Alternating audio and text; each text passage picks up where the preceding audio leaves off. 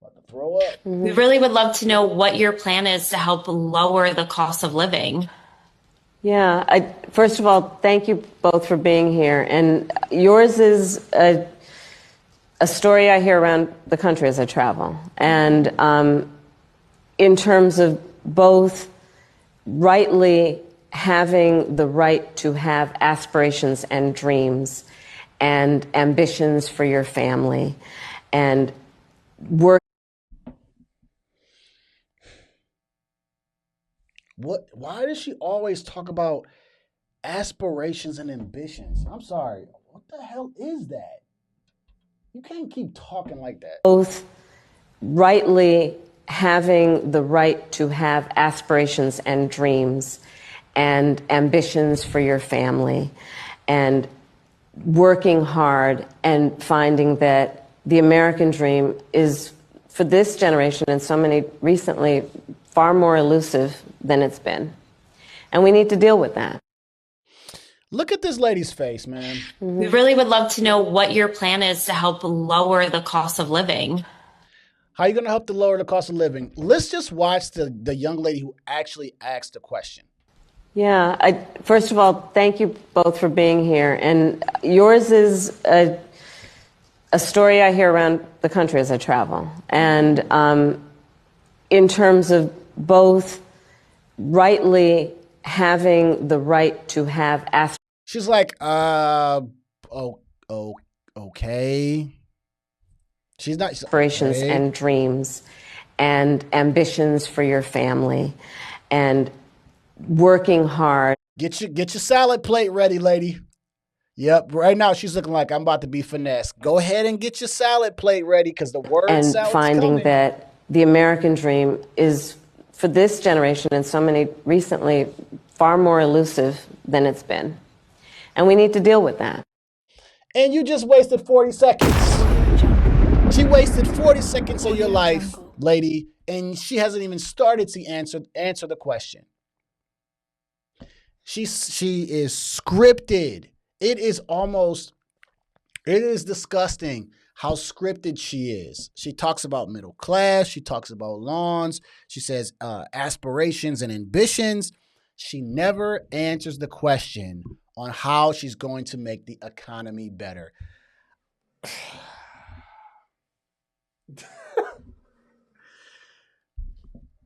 The American people are worried about these things and see certain things when it comes to money, you can't finesse people that much. And when they're saying, okay, look, these things are high, how are you going to fix them? For example, Trump says, I'm going to do what? I'm going to drill. Drill we become energy independent. That brings down the energy, that brings down the cost, and then that brings in more jobs. And he goes down the road of how we can try to fight inflation. This is the same lady, y'all,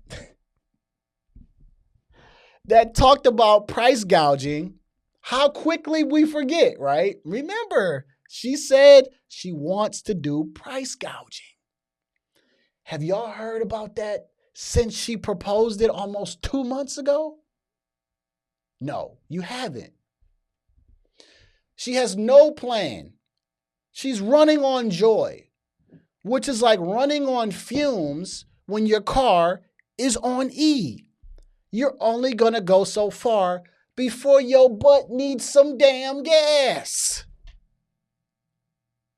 We need gas, Kamala. We need gas. And we need gas to come on down. This lady is asking a serious question and she can't answer it.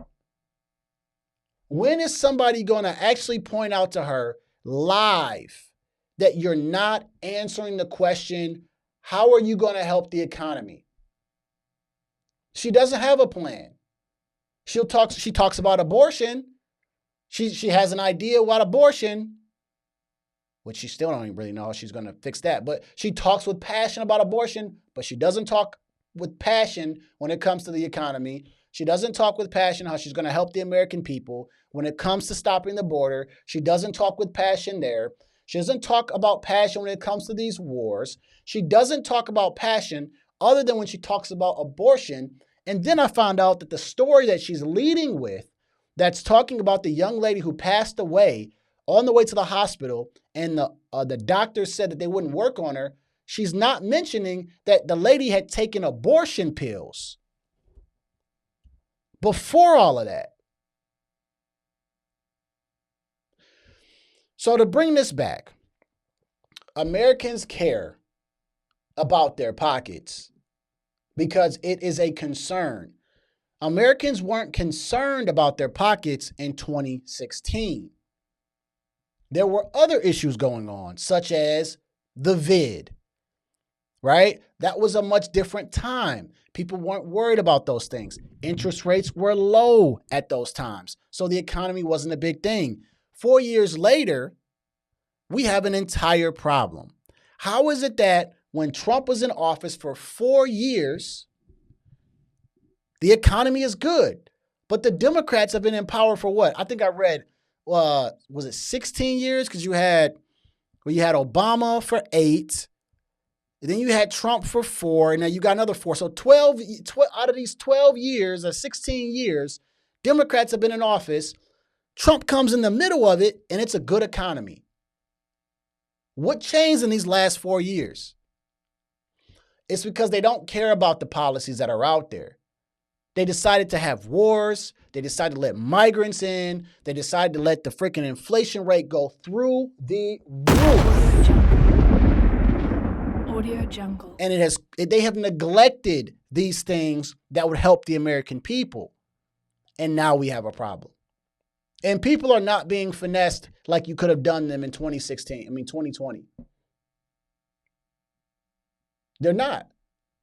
And you get this lady up here who can't answer a simple question on how you're going to make the economy better. You can't answer that question? I mean, you're a politician. You are a politician. Like, when this girl got out of college, she was straight into the government. She went straight into the public sector. You know how to answer these questions, but she's not. And you could only finesse people for so long.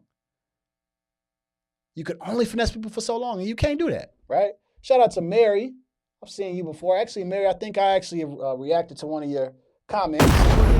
Mary says, I'm sorry, but I feel zero joy every time I check out of the grocery store and every time I get gas. There's no joy in that. But that's what the Democrats are running on, Mary. They're running on joy. You know what I want to ask them?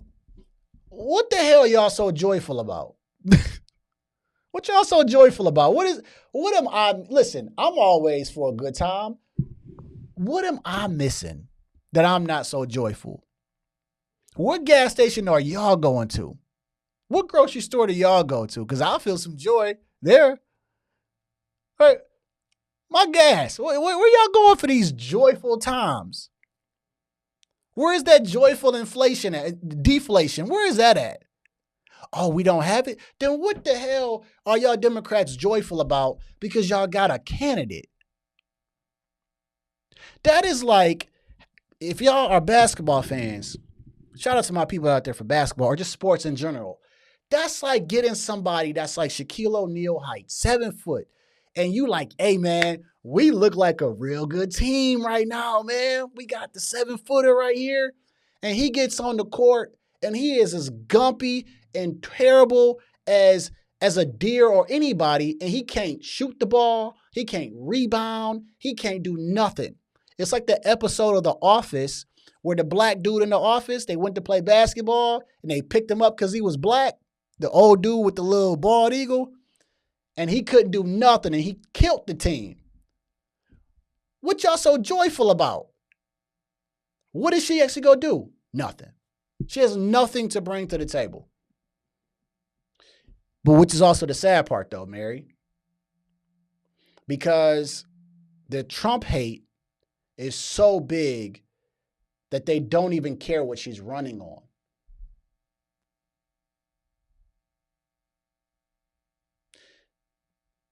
That is the scarier part, is that the media runs 24/7, Trump hate, that people hate Trump and they don't even like Harris or Biden, but they will vote, and they voted against him for that same reason. That's the other scary part.